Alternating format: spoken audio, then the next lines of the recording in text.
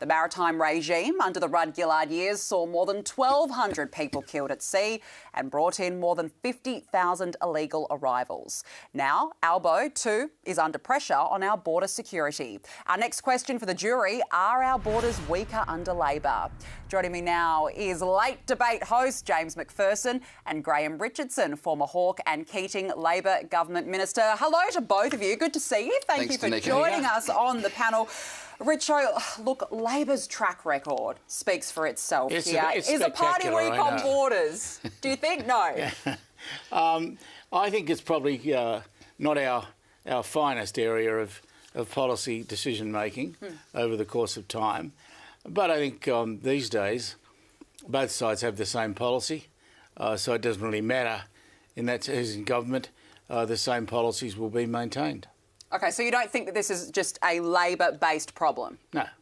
No, this is an Australia-based problem, and our problem is we're too good. But under the coalition, what about Operation Sovereign Borders? It was successful under the coalition government. Yeah, but we don't have the need for that anymore. Why not? Because you haven't got armadas of boats trying to land upon our coast. OK. You've got the odd boat will sneak through now every few months, but you don't have what you used to have, so there's no need for the same policies. All right, James, what do you think here? I mean, from the immigration detainee saga, we've had some boats arrive recently. Do you think that the Labor government is weak? Absolutely. I mean, past performance is a good predictor of the future. So let's remind ourselves, in 2007, under the last Labor government, we had almost 1,000 boats, 50,000 illegals arrived, 1,200, as you said, died at sea, and that only stopped when Labor were removed from office and the Abbott government instituted sovereign borders. Now, you would think that those in Labor would have had a come-to-Jesus moment and recognised we can never allow that to happen again. But 8 years later, in 2015, Albanese said on Insiders, I would never turn back boats. I couldn't do that to women and children. Andrew Giles, the current immigration minister, said detention should be a last resort for asylum seekers. So are we really surprised now that Albo's the Prime Minister, Giles is Immigration Minister, and they are in office? We've had 13 boats arrive since May 2022, the last one of which was 50 people made it to the West Australian coast undetected, and when Anthony Albanese was asked about it, he said, oh, sorry, I was in the car, I wasn't aware. Now, either he is incredibly incompetent or he is a massive liar. The public suspect both, and when it comes to border control, perception is reality.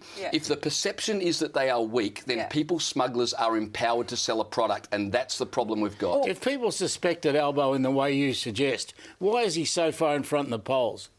Hey, why do they keep saying they like him? Well, I think, people smugglers keep voting for him, that's for sure. I mean, they would have him as their #1 pollster. Useless because remark. They're sending boats. Useless remark. How is it that people still like him so much? All those big numbers still like him. How is it possible? What, so you're saying that's an endorsement of his border policies? I'm saying it's an endorsement of Albo.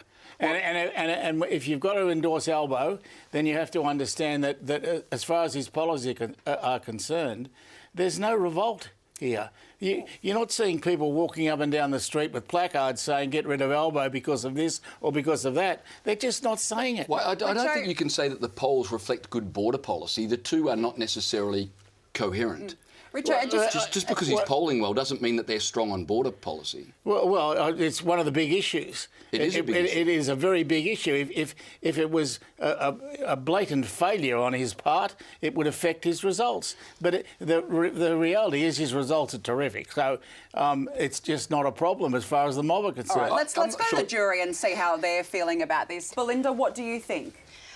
I think they're definitely weaker. I think we've seen the evidence speaks for itself, really. Albo has, allowed things to happen that we wouldn't be expecting. And I think when Abbott had the boats policy in place, we had security, we knew what was happening. Now we're seeing things that are unprecedented, and the public are not accepting of that. Richo, we talk about, asylum seekers rocking up unexpectedly on our shores, and they managed to get in. And I just think it's extraordinary that a boat arrival comes in WA just last month, and Aboriginal elders discovered the boat before Border Force. One was using a drone bought from JB Hi-Fi. and they managed to find the campsite. Does that not show weak policy? What it shows is a big place. It's a big border. It's a massive border. But you don't think that's an oversight? And you can't... Well, when you say oversight, I don't know how you could expect any government, and no government has been able to do it anyway, so if we're being honest about it, no one's been able to declare that our border is shut and no one can get through. It's too big an area for us ever to guarantee that. It'll never happen. Right, Richo's absolutely right. We have a massive coastline, but one of the things this government has done is they've cut surveillance hours by 14%. Yeah. So it wasn't just a mistake or a fluke. If they were serious about border control, they wouldn't be cutting surveillance hours. They would be spending the money to make sure we secure our borders. And so it's another example of Labor's failure on this issue. I wonder if it's going to be a policy It's an example issue. of being efficient. If you've not got a problem, why are you going to spend money fixing it? Well, clearly we have a problem because a boat arrived. That's true. A boat did arrive, but look, it's going to be we've got to go to the jury now. It's going to be interesting to see if this is actually a big policy one that they take to the election. But look, you've both had your say. It's time to call on the jury. Jury, we need your verdict. Are our borders weaker under Labor? Yes. Absolutely. It's not about the method of coming in. It's about what happens when they're here. OK, time is up. What is the jury's verdict? OK, all yeses except one no. The majority believe that, in fact, our borders are weaker under Labor. But, Damien, you don't think so. Why not? No, look, I agree with Richo. The borders, the policy is a policy, right? Whether it's Labor or Liberal, it's pretty much the same. I would not spend the money on surveillance if we didn't have the need. Right, we've seen the numbers of boats have dropped in the last few years. It's a great big country of ours, and yeah, I mean, how are we going to protect it all 24/7? Impossible. Right, you're shaking your head in the back row. What the essential problem is these non-citizens arriving here claiming asylum. It's the treatment when they get here. So they're detained. It's the number of appeals processes in place that delays or prevents or stops a sovereign country determining who stays here.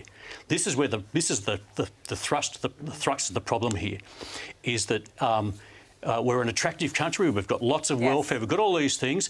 So whether they're maritime, whether they're through aircraft, it's the detention regime that we have. Fascinating one, isn't it? Graham Richardson, James McPherson, we've got to leave it there. Thanks to both of you for joining us on the show this evening. We appreciate it.